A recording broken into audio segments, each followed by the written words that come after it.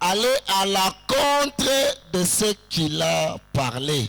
Mwende mufanye kinyume na vile ambavyo amesema. Et je vous avais dit dans mes précédentes interventions, Na nimesema kwa hiyo mambo ambayo imepita, je disais que la sorcellerie, nilisema kwamba uchawi ama ulozi ce n'est pas les rituels que nous faisons. aina ile makaramu tunakuwa tunafanya fanya. Ce n'est pas le fait de marcher tout nu dans la rue. Aina namna kutembea uchi njiani. Mais la sorcellerie, Lakini uchawi c'est la parole qui accompagne les pratiques. ni ile maneno ambayo inasindikizwa matendo. Parce que la sorcellerie Kwa sababu uchawi est une partie de la spiritualité inakuwa sehemu moja ya kiroho que le diable utilise ambayo shetani anakuwa anatumikisha afin de détruire les familles. ili aende kuharibu majamaa. C'est pourquoi vous verrez les gens Cho kwa maana utaona watu qui sont en étranger, wanakuwa kule mbali mais qui sont frappés par une certaine malédiction, lakini wanapigwa na laana moja fulani, qui sont frappés par de certains mauvais sorts, lakini wanapigwa na mambo moja fulani mais par lesquels eux ne sont pas les créanciers. ambao wao wenyewe hawana waanzilishaji, Mais ils sont des personnes qui ont hérité cela de quelque part. lakini wanakuwa watu ambao wameriti ile kifasi moja. Et alors, maintenant, je vais d'abord expliquer les paroles de la malédiction. Sasa hapa nitaenda kufasiria maneno ya laana, Les paroles de la malédiction qui lient une famille. maneno ya laana ambayo inakuwa nafunga jamaa moja fulani. Alors, dans l'ordre de la malédiction, Ile maneno ya laana nous avions trois sortes de la malédiction. tunakuwa na namna tatu ya laana, Et il y a la première sorte, na ya kwanza c'est la malédiction prononcée. inakuwa laana ya kutamka, La malédiction qu'une personne prononce sur une autre personne. laana ambayo mtu mmoja anatamka kwa mtu mwingine. Et qu'est-ce qu'on appelle la malédiction? Na nini tunaita laana? La malédiction vient du mot latin Na laana inatoka kwa Kilatini qui signifie maledictos. ambayo nasema maledictos. Maledictos, c'est-à-dire parler à mal contre quelqu'un. Maledictos ni kusema vibaya kwa ajili ya mtu fulani. Et les Hébreux définissent la malédiction. Na kama tuenda kufasiria hii laana, Les Hébreux Waebrania définissent la malédiction wanaenda kufasiria laana comme le mauvais sort kama vile kitu kibaya qui se prononce contre une personne. ambayo inaenda kutamka kwa ajili ya mtu fulani. C'est-à-dire la malédiction prononcée, Ni kusema laana yenye kutamka elle est aussi compréhensive inakuwa inaeleweka ama inakuwa inatimilika, et qui peut permettre à une personne ambayo inaweza kufanya mtu de connaître la personne qui l'a maudit aende ajue mtu ambaye amelaani et de chercher comment se libérer de cette malédiction. na kutafuta namna gani ataenda kutoka wala kujifungua kwa ile laana. C'est-à-dire il a au moins la connaissance Kusema anakuwa na ujuzi de la personne qui a prononcé ces malheurs sur lui. ya ule mtu ambaye ametamka laana kwake. Il y a aussi la deuxième malédiction, Unakuwa na ile laana ya pili, c'est la malédiction non prononcée. ni laana isiyotamkwa, La malédiction non prononcée, laana ambayo hawakutamka. celle-là on l'appelle la malédiction de la victimité. Ile wanaita laana ya kifo ama ya La malédiction de la victimité. laana ya kifo. C'est-à-dire, Ni kusema on est victime tunakuwa tunakufa de quelque chose dont on n'est pas, dont on n'a pas la connaissance de son origine. tunakuwa tunakufia vitu ambavyo hatujui Par rapport à de certains principes qui ont été déjà établis dans le passé. kutokana na mambo fulani ambayo wameshaweka kwa kupita kwa siku zilizopita. Et je prends d'abord l'exemple. Na nabeba mfano, La Bible dit ceci: Biblia inasema hivi, l'enfant ne verra pas la nudité de son père. mtoto asitaona utupu wa baba yake. C'est-à-dire, même si le père ne prononce pas, l'un des parents ne prononce pas la malédiction sur toi, Ni kusema hata kama mzazi asiende kutamka laana kwa ajili mais le yako, fait seulement que tu as vu son corps, lakini ili wewe uliona tu utupu wake, d'office la malédiction a de l'efficacité sur toi. tayari laana inakuwa na nguvu juu yako. C'est-à-dire, c'est une malédiction que lui n'a pas prononcée, Yani ni kusema ni laana ambayo yeye mais hayatamka, c'est la malédiction que l'enfant a reçue par l'ignorance de ses parents ou par peut-être l'influence de certaines ignorances de la culture ou des systèmes. ni laana ambayo baba yatamka, lakini mtoto anepata kutokana na kutokujua kwa wazazi ama kwa kabila fulani. Parce que je connais dans une province ici au Congo, sababu najua kuna jimbo moja hapa Kongo, les parents partent se laver avec leurs enfants dans une douche. wazazi wanaendaka kunawa na watoto wao kule kudushi, Et ensuite, ils libèrent les enfants. na kwa mwisho wanaachilia Mais watoto, eux oublient au moins wanaenda kusahabu, lakini que cela peut orchestrer une malédiction. inaweza kuleta laana, Mais qui n'est pas la malédiction prononcée. lakini haina laana yenye kutamka. C'est-à-dire c'est une malédiction qui est venue Nikusema ni laana ambayo imekuya, par l'ignorance des parents. ni kulaana ambayo imekuya kustokuchua kwa wazazi, Mais au travers de l'acte qu'ils auraient commis. lakini kutokana na ile tendo ambao wamefanya. Et il y a aussi la troisième malédiction, Na kuna kwa laana ya tatu, c'est la malédiction de l'héritage. kwa ni laana ya urithi, La malédiction de l'héritage. laana ya urithi, C'est-à-dire hériter une malédiction provenante d'une autre personne. kusema kurithi laana kutokea kwa mtu fulani, Hériter une malédiction venant des parents. urithi laana kutokea kwa wazazi, C'est-à-dire une malédiction qui était sur les parents, kusema laana ambayo ilikuwa kwa wazazi qui descend sur les enfants. ambayo inashuka kwa watoto. Mais écoutez au moins une chose. Lakini sikia kitu, La malédiction a toujours un principe de vie. laana inakuwa kila siku na nyakati ama mtindo. La malédiction n'a jamais voulu quitter une famille. Laana haijataka hata siku moja kutoka katika jamaa. La famille d'Abraham, Hiyo jamaa ya Abraham c'est une famille qui est composée de la malédiction de l'inceste. ilikuwa jamaa ambayo ilikuwa na kizazi ya kuzala watoto kwa watoto. C'était une famille qui était composée de la malédiction de l'inceste. Ni kizazi ambayo ilikuwa ile laana ya kijamaa sana. Parce que si vous regarderez Abraham, Kama tunamwangalia Abraham, Abraham avait épousé sa sœur. Abrahamu alienda kumuoa dada yake, Parce que Sarah était d'abord sa cousine. kwa sababu Sarai alikuwa ni kuzine wake. C'est pourquoi même quand ils se sont retrouvés en Égypte, Hata kama wajikuta kule Misri, Abraham dira à sa femme, Abrahamu alikuwa mwambia mke wake, si l'on te demandera, kama banakuuliza qui suis-je? niko nani, Réponds que je suis ton frère. useme ya kwamba niko kaka yako. C'est-à-dire, Abraham n'avait pas menti.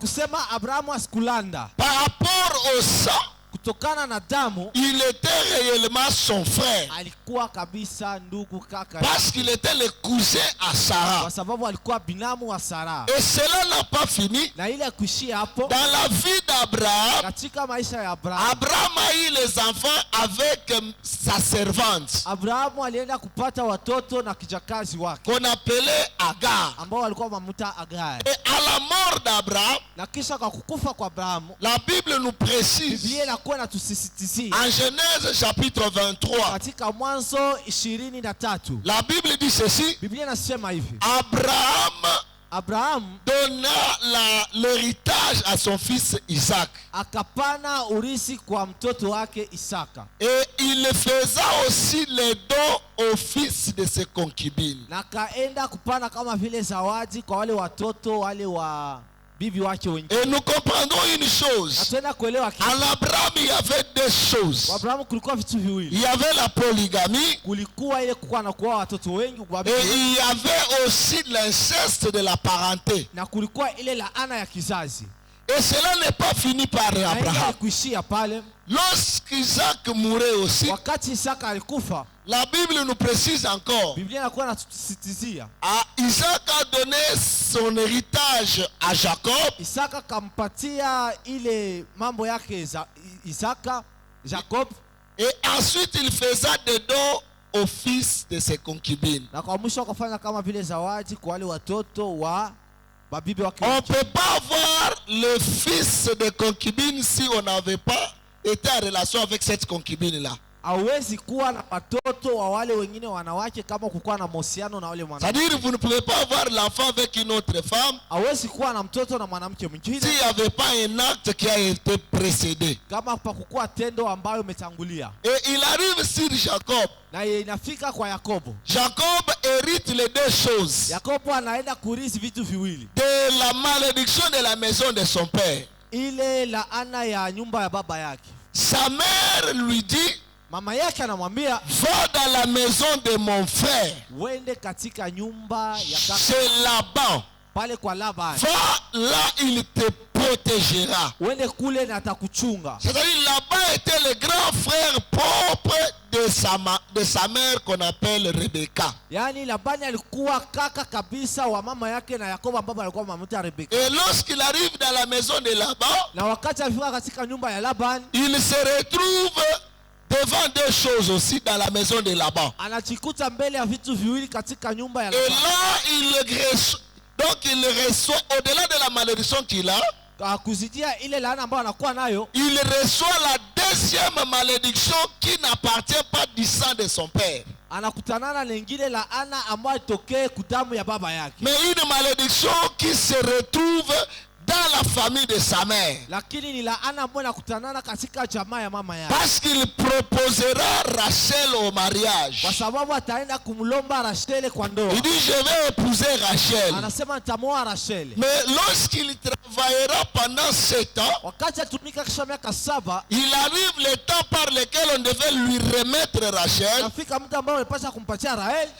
Maintenant, c'est Laban qui fait maintenant l'appel à la coutume. Ni pale ndio Labani anaenda tena kuita tena ile ukabila. Il dit ceci, Anasema hivi, dans notre coutume, katika kabila yetu on ne peut pas faire marier hatuwezi tukaoesha la cadette mdogo à la grande sœur. ile ya mkubwa. C'est-à-dire, toi, Wewe tu es obligé unapaswa de récupérer la grande. kubeba ule mkubwa. C'est-à-dire que dans l'ordre de la coutume, Ni kusema kutokana na hiyo sheria, dans l'ordre de la puissance qui influençait leur ni famille, kusema na ile uwezaji ambao ilikuwa inaenda kuambatana na ile, si la grande n'est pas épousée, kama mkubwa hajaolewa les restes ne seront pas épousés. hao watoto Il waoesha. y a aussi des familles pareilles. Unakuwa na majamaa Ils sont frappés par cette malédiction. wanapigwa na hiyo laana. C'est-à-dire, si l'aîné Ule mkubwa a eu des enfants avant le mariage, amepata watoto kabla ya ndoa, et c'est possible aussi inawezekana naye que toutes ces sœurs ke wale wengine wadogo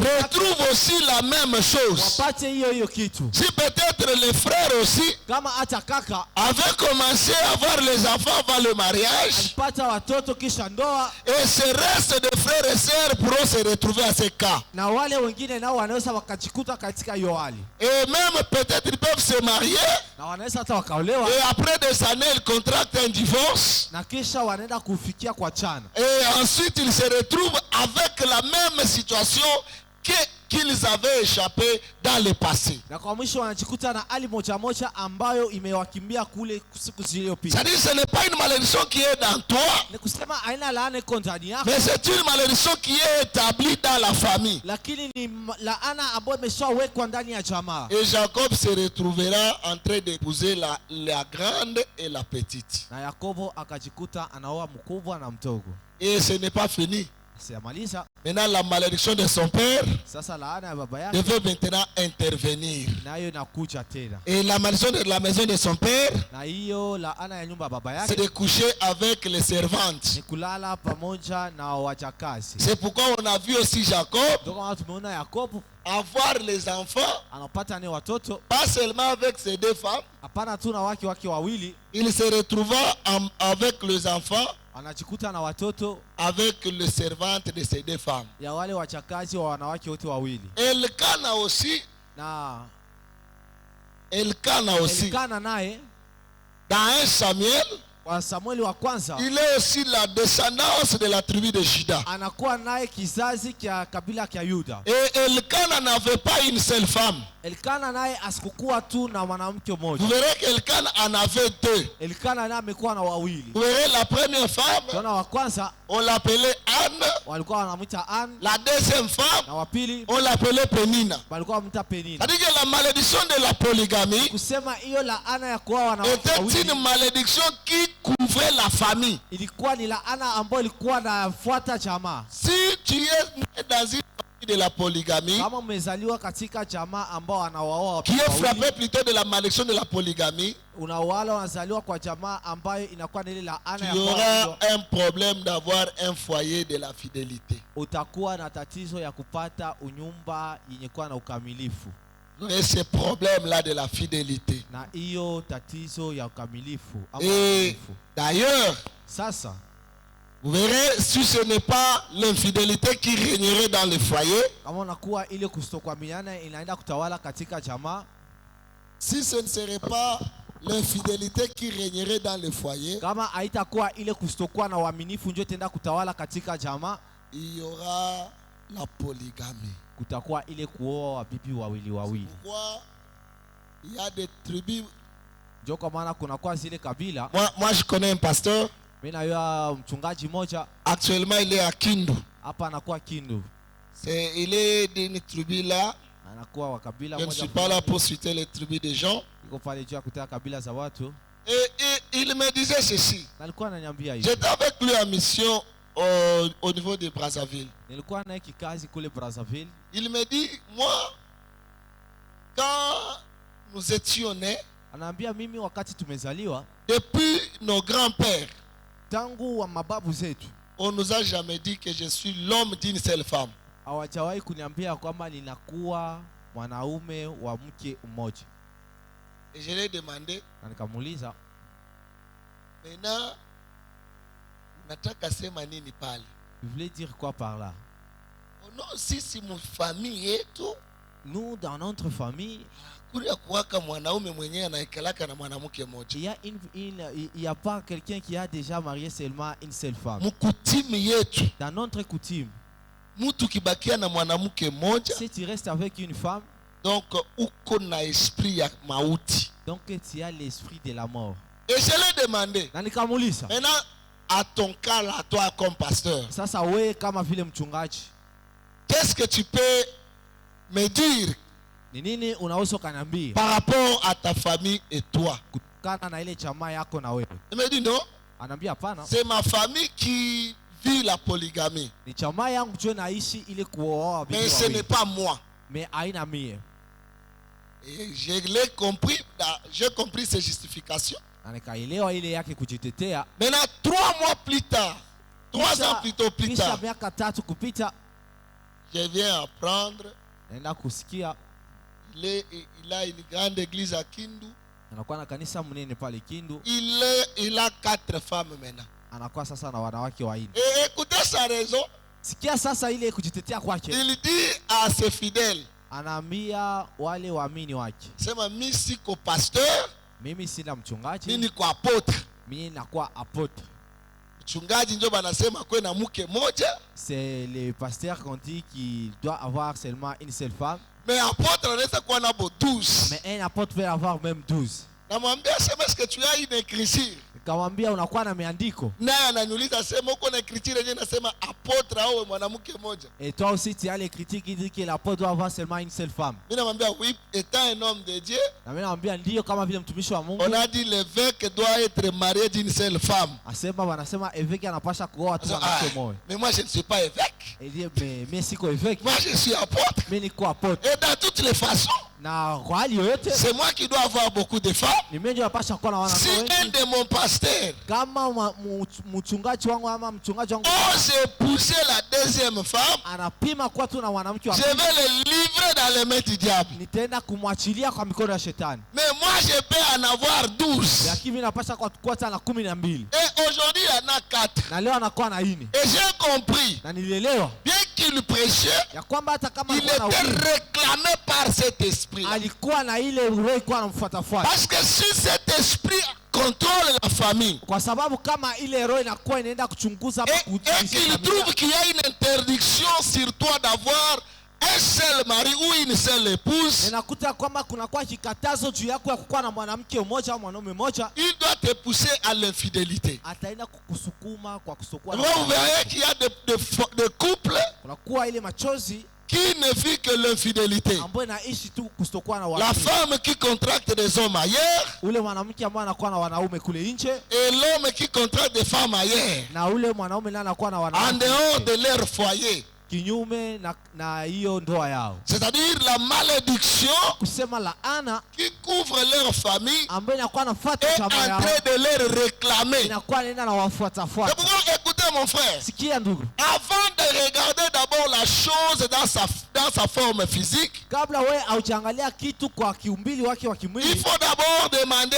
à Dieu inabidi mbele muulize Mungu l'esprit qui contrôle la famille de ton partenaire. ile roho ambayo inaenda kuongoza jamaa ya ule mpendwa wako. Peut-être le partenaire que tu as Inawezekana mpendwa ambao unakuwa naye et ont l'esprit de divorce, wao wanakuwa na ile roho ya kuachana kwa de ndoa, ne pas vivre un seul mariage. hawawezi kuishi ndoa moja. Et toi tu épouses une telle femme, Na wewe naoa mwanamke wa hivyo, ou tu te fais épouser par un tel homme. wala unaenda kuolewa na mwanaume wa hivyo. Lorsque les esprits lui réclamera, Wakati ile roho itaanza kumtafuta, il sera obligé de divorcer avec toi. atakuwa kabisa anasuluhisha wewe naye kuachana. Et toi, tu dois enregistrer une histoire qui n'existait pas dans ta famille. Na wewe utaenda kwenda kuweka historia moja ambayo ikukua ndani ya chama On yako. doit te classer dans la liste des divorcés.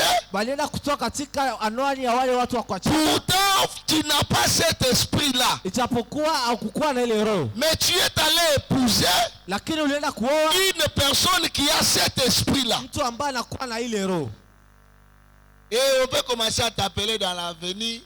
Ula na chaka chaka babibi. On va Ou commencer ula à na te dire chiwaka chiwaka na banaume. il laisse seulement les hommes, les Pourtant hommes les que laissent. tu n'as pas cet esprit. Kwa sababu na ijapokuwa hauna ile roho, Et là, tu peux te concentrer en train de chasser l'esprit de divorce na utaanza kwanza kufukuza ile et pepo ya de kuachana déception. na ile pepo ya Or, kufukuza tu moyo, n'es pas possédé de cet esprit. ijapokuwa wewe hauna na ile Mais roho, tu as contracté la relation avec la personne qui a cet esprit. lakini umefanya mahusiano na mtu ambaye anakuwa na ile roho. Et la deuxième chose que vous devez remarquer, vous Na ya pili ambayo devez tena tirer kuelewa, aussi attention. ambayo utaenda kuelewa Quand vous êtes dans le foyer, wakati wa katika ndoa. regardez d'abord la famille de ton partenaire. Angalia kwanza jamaa ya ule mpendwa wako. Est-ce qu'il y a pas un esprit de polygamie qui règne Hakuna kabisa ile roho ya kuoa dans la lignée où il est venu? katika ile Il n'y orodha a pas cet ya esprit de polygamie. hawana na ile roho. Regarde-toi aussi. Angalia na wewe Dans ta lignée à toi, katika jamaa yako il n'y a pas cet esprit-là. hakuna ile roho, Alors pour que vous vivez bien dans le foyer, ili muishi vizuri il katika faut ndoa. commencer à chasser l'esprit qui habite votre famille. Inabidi ufukuze ile roho ambayo inaishi Parce que katika c'est jamaa une yako. malédiction qui couvre la famille. Kwa sababu ni roho ambayo inaenda kutawala jamaa. Vous risquerez de commencer à vivre l'infidélité. Pourtant, vous n'avez pas cet esprit, mais cette malédiction vient de vous faire la réclamation. Unaweza kujikuta unaishi kusokuwa na uaminifu ijapokuwa hauna na ile roho, lakini ile roho iko ila kutafuta tafuta. Parce que la malédiction dans une famille Lakini kwa sababu laana katika familia travaille par la puissance de la réclamation. inakuwa inatumika katika ile nguvu ya kutakiwa. Je vous donne l'exemple. Nakupatia mfano. Lorsque Judas a quitté la maison de son père, Wakati Yuda ametoka katika nyumba ya baba yake, il est allé loin de ses frères. ameenda mbali na ndugu zake. Il se retrouvera dans cette ville Anajikuta katika hiyo mji avec une autre femme pamoja na mke mwingine venant d'une autre tribu. kutoka kwa kabila nchini. Ils ont mis au monde 3 garçons. Wamezaa watoto wanaume watatu. Son fils aîné, Ule kijana wake wa kwanza ayant atteint l'âge de se marier, amefikisha ile miaka ya kuoa, l'esprit de la polygamie ile roho ya kuoa est allé faire l'alliance avec l'esprit de l'inceste. ilienda kufanya tena mapatano na ile roho ya laana ya kizazi. Parce que Tamar Parce que Tamar sortait de la tribu de Moab. kwa sababu Tamari alikuwa anatoka katika kabila ya Moabu.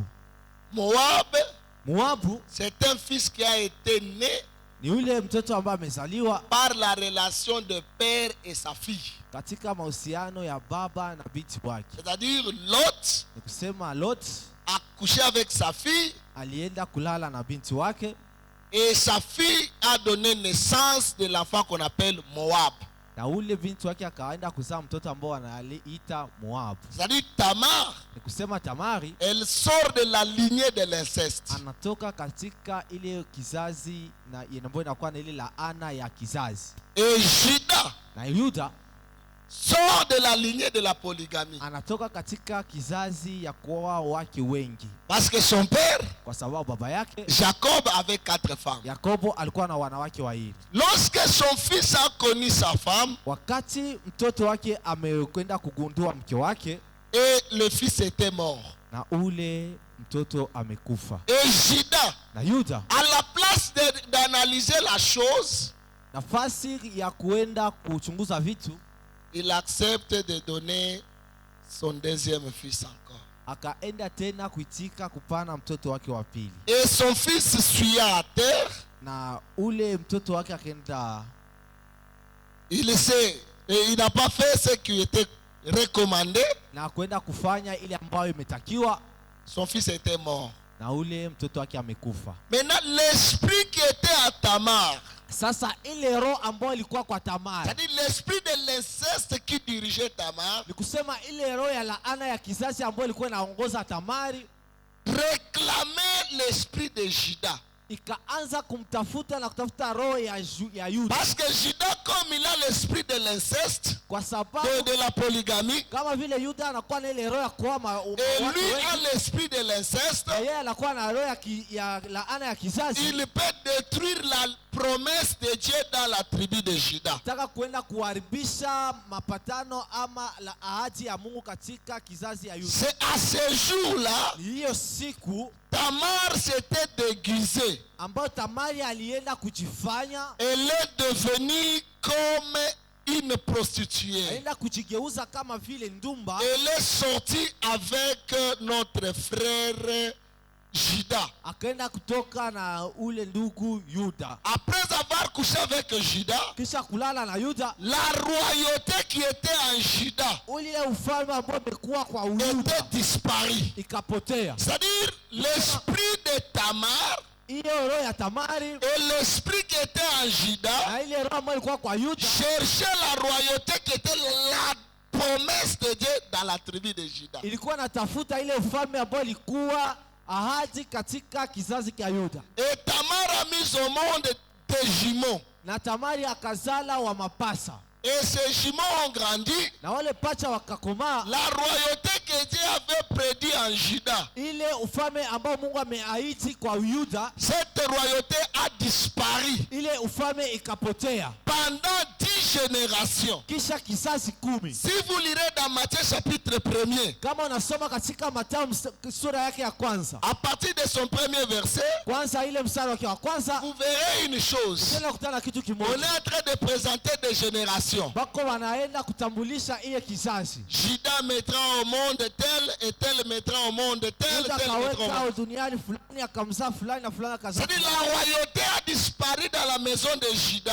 Katika ile falme wakati imepotea katika nyumba ya Yuda pendant 10 générations. kisha kizazi 10. Et David apparaîtra comme la 11e génération. Na Daudi akaenda kutokea kama vile kizazi cha 11. C'est-à-dire, Ni kusema pendant ces 10 générations, kisha ile kizazi 10 Juda avait perdu ce que Dieu avait prévu pour lui. Yuda ameenda kupoteza ile yote ambayo Mungu ameshatarisha kwa Ce ajili yake. n'est pas ces enfants-là qui avaient commis un mal. Aina watoto wake ndio walifanya mabaya, Mais le grand-père Juda lakini baba yao, babu yao Yuda a fait sacrifier 10 générations après lui. alienda kutoa ile kizazi yote 10 ambayo ilikuwa Et anafanya. c'est à partir de David Kutokana na Daudi que Dieu redonnera la royauté dans la maison de ndio Juda. pale Mungu tena alienda kuleta ufalme katika Et vous kizazi cha Yuda. remarquerez dans David, Na utaenda kuelewa katika Daudi il était fort dans tous les domaines. alikuwa nguvu kwa hali yoyote, Mais dans le domaine de l'infidélité, lakini katika hiyo hali ya uaminifu il n'en avait pas.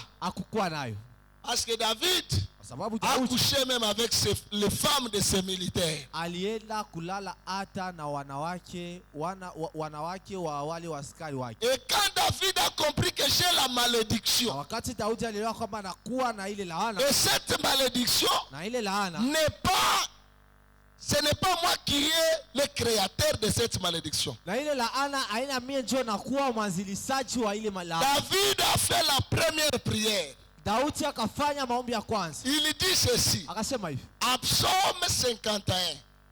Dans Psaume 51, kwa Zaburi 51. Le verset 5 jusqu'au verset 8. Na mstari wake wa 5 hadi mstari wake na 8. David dira ceci. Daudi akasema hivi: Ma mère m'a conçu dans le péché. mama yangu amenibeba katika dhambi. Et je suis né dans le péché. Na nimezaliwa katika dhambi. Purifie-moi avec l'hysope. Uende unitakase. Purifie-moi avec l'hysope. L'hysope, c'était un article qu'on nettoyait dans le sanctuaire. Uende kunitakasa na ile lisope, afin que je sois pur.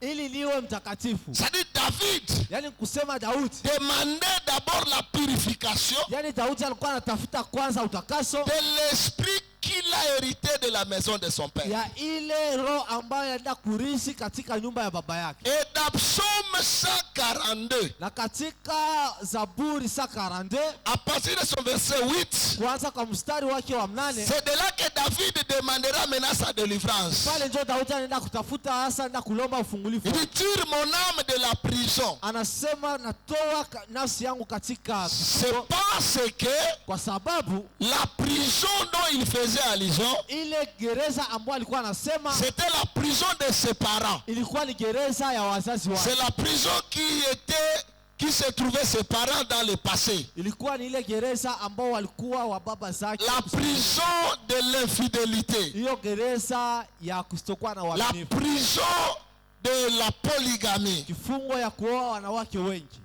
Et dans la maison de David, Na katika nyumba ya Daudi cette malédiction avait grandi. hiyo laana ilienda kukomaa.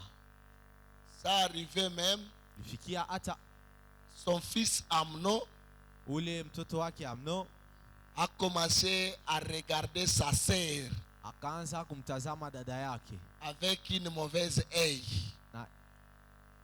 na jicho mbaya, Jusqu'à ce qu'il se fait malade mpaka pale alijifanya mgonjwa pour coucher avec sa sœur. ili aende kulala na dada yake. C'est-à-dire l'inceste Kusema hiyo laana s'est kizazi reproduit dans la maison de David. ilienda tena kurudilia katika Les frères et sœurs, udada na kaka ils se sont connus. walienda kujuana. Et ce n'est pas fini. Na kuishia hapo, Salomon, qui est son fils, Salomono ambaye alikuwa mtoto wake, lui, à l'histoire des femmes, yeye kwa mambo ya wanawake il était le plus champion. alikuwa wonderful, yeye alikuwa Parce ni que wayulu. lui-même fait le témoignage. Yeye moja alikuwa anaenda kutoa témoignage, Il dit, anasema j'ai 70 reines, nakuwa na 70 reines, nakuwa na wanawake 7 800 concubines, na 800 concubines, les jeunes filles sans nombre. na wale wa binti kiloko hatuwezi kuhesabu. Vous comprenez que quand quelqu'un te dit les jeunes filles sans nombre, c'est-à-dire il n'a pas le calcul exact ou le nombre exact du nombre de femmes qu'il a connues. Yaani ni kusema ana kabisa na uhakikisho ya wanawake ambao amejua. Parce que, connaissez, vous suivez aussi les réseaux sociaux, il y a un monsieur dont on parlait, qu'il a été publié avec ses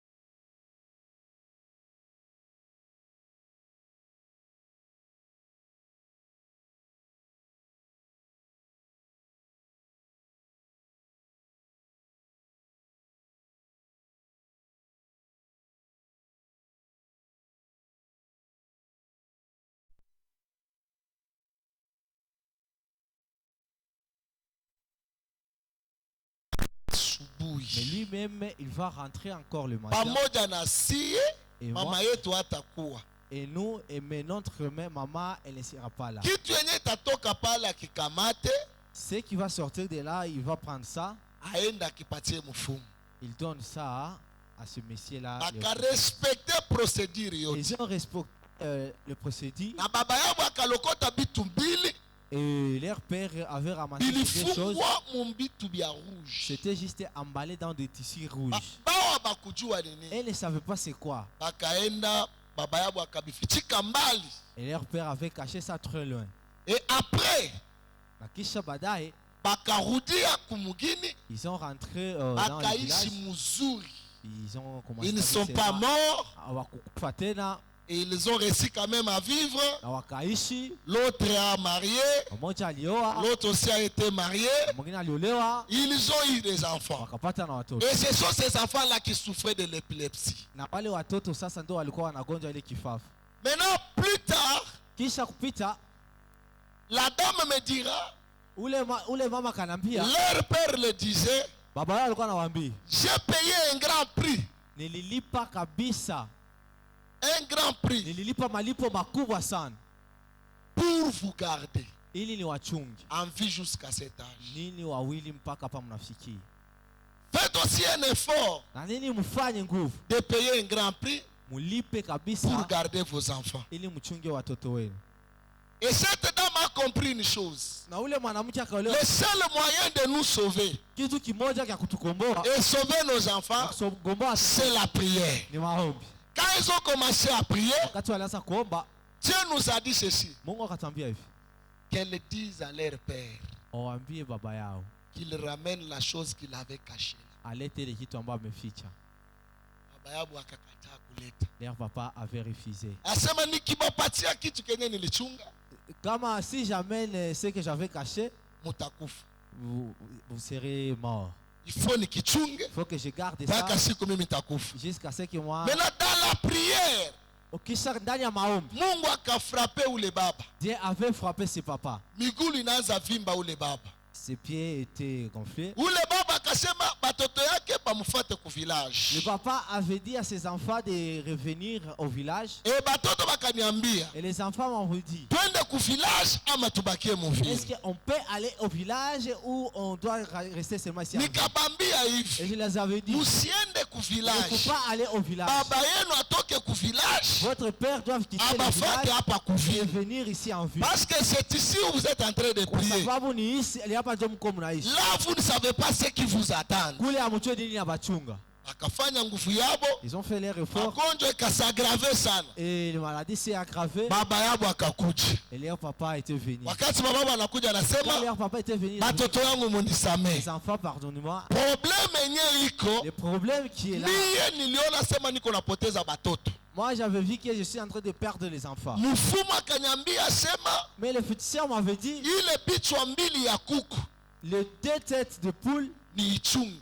je dois garder ça. Me mweye mutaishi. Mais vous allez vivre. Me batoto yenu Mais vos petits, vos enfants abataishi mzuri. ne vivront pas en paix. C'est-à-dire kifo hiki Mais ça veut dire, balitupangia mufamii. ça veut dire 7 morts, on a aligné ça dans la famille. Alors mwenye alipanga hii kifo Là, celui qui avait aligné ça, hakupenda nibaki hata na mtoto ne mmoja. voulait pas que je puisse rester avec moi. Alors mimi nikasema siwezi kupoteza kizazi, Mais moi, j'avais dit que je ne peux pas perdre il faut ni sacrifier bajuku je ne peux pas perdre mes enfants, je dois sacrifier mes petits-fils juu ni sauvegarder batoto pour yangu. sauvegarder mes enfants. C'est pourquoi niko nachunga ile bichwa mbili. Pourquoi je garde ces 2 têtes de poule? Ile magonjwa ya epilepsi batoto yenu biko nayo L'épilepsie que vos enfants souffrent, haiko bao, ce n'est pas eux. biko nalipa bei ya kifo kenu Ils sont bazazi en yao. train de payer le prix de votre mort.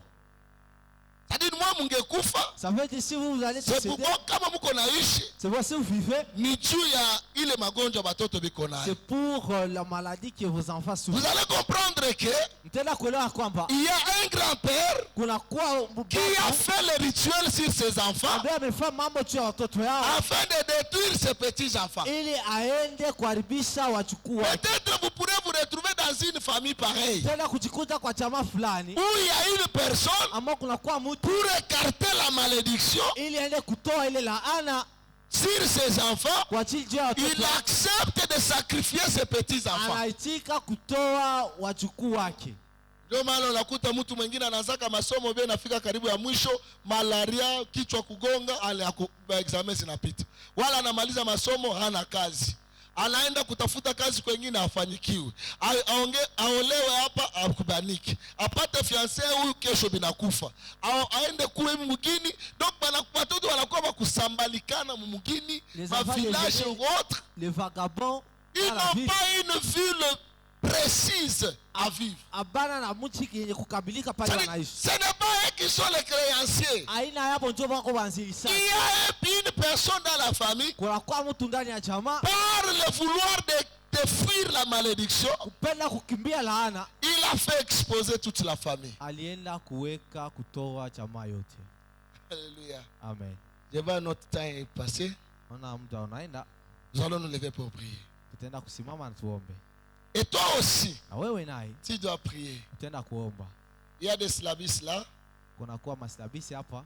Frère Jean-Luc est là, il doit vous le faire parce que je ne crois pas qu'on doit finir ça. Frère Jean-Luc yuko pale atawapatia kama unahitaji, kwa sababu sidhani kama tutaisha. Parce que j'ai présenté seulement la partie de la malédiction. Nilibeba tu ile nafasi ya laana. D'ailleurs, il me restait 3 questions. Bakilia swali tatu. La troisième question était. Swali la tatu ilikuwa. La quatrième plutôt question était comment une malédiction sans cause peut intervenir dans la vie d'une personne. Namna gani laana bila kishina wala laana bila sheria inaweza kuya kutenda kitu ndani ya maisha ya mtu.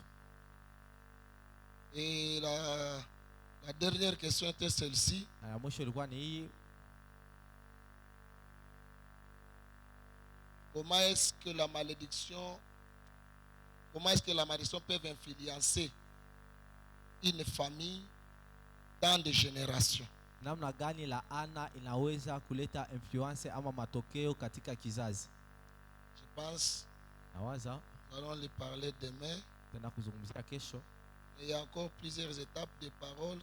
Lakini kuna kwa yengine maneno que je n'ai pas su ambayo sikuweza kabisa mettre ici. Weka hapa. Et qu'on ne saura pas plutôt parler maintenant. Vous parler pendant cette semaine, mais je pense que Dieu nous donnera plus du temps pour parler même autrefois. Hatutaweza kusema katika hii wiki, lakini Mungu anaweza kutusaidia hata wiki ijayo wala siku nyingine tunaweza tukazungumzia. Vous savez, les histoires de famille sont des histoires les plus fortes. Unaelewa, mambo ya jamaa ni mambo moja ya nguvu sana. Parce que les histoires de famille, sababu mambo ya jamaa, ce n'est pas des choses qui cherchent seulement une seule personne. Haina mambo ambayo yatafuta laana tu kwa mtu, mambo mabaya kwa mtu. Mais ce sont des choses qui influencent les générations. Kwa sababu ni mambo ambayo naleta matokeo kwa kizazi. Et après ce point, je devais vous écrire l'arbre de la malédiction familiale.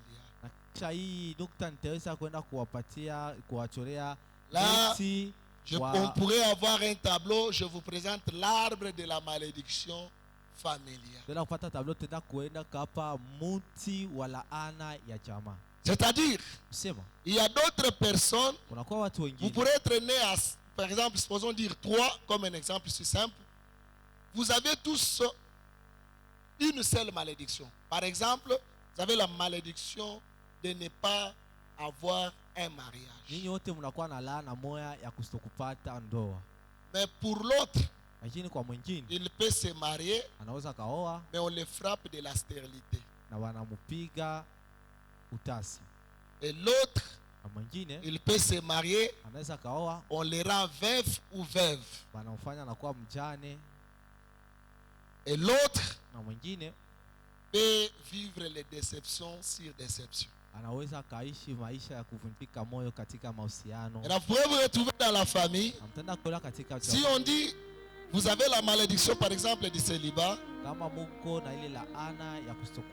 pourrez dire non, dans notre famille il y a quelqu'un qui a été officiellement marié. Oh, lui, on lui a permis de se marier, mais on l'a privé les enfants. Toi aussi, on t'a permis de te marier, mais on t'a privé les survies avec ta femme. Et l'autre, on l'a laissé sans fiancé. Ni peut-être avoir une fiancée, mais sans aboutissement. L'arbre de la malédiction était l'arbre qui travaille en médecine.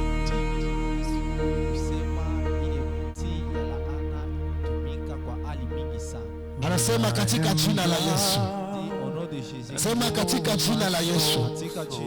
Magharibi ya leo, laana yote ya familia yetu, laana yote ya alliance ya bazazi yangu, laana yote ya mama alliance ya familia yangu, kuanzia saa hizi kwa mikono niko napiga, niko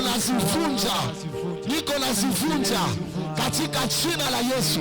Navunja laana ya wazazi, navunja laana yote. Anza omba, piga mikono, vunja laana, omba, panda kwa maombi yako. Monte dans la prière. Je t'avais dit que c'est la prière qui délivre. Je t'avais dit que c'est la prière qui délivre. Laana yote ya familia yako, laana ulirithi kwa wazazi yako, laana kutoka kwa kizazi ya ukoo wenu, masakrifisi yote ilifanyika ambayo inatesa familia, ambayo inakurendre pia esclave ndani ya familia yako. Piga mikono na uko navunja ile laana. Piga mikono na uko naomba, unakatala ile laana. Laana zote zenye ulikontrate muvia yako, laana zote ulikontrate mupase yako, mumanjia zako, mumafikiri yako, katika jina la Yesu, katala ile laana. Amen. Amen.